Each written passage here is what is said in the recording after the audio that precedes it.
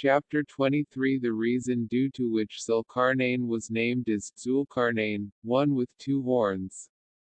Ibn al-Qawas stood up to Ali whilst he was upon the pulpit, so he said, O Amir al-Mu'mineen, inform me about Zulqarnain, was he a prophet or a king? And inform me about his horn, was it of gold or was it from silver?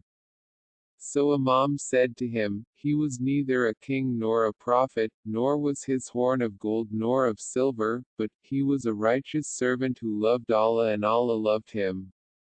So he used to advise people for the sake of Allah, so Allah advised him. But rather, he was named as Zulqarnain, one with two horns, because he invited his people to Allah mighty and majestic. So they struck upon his head and it became like a horn and he was absent from them for some time. Then he returned to them, but they struck upon his head and it became like a other horn. And among you is his example,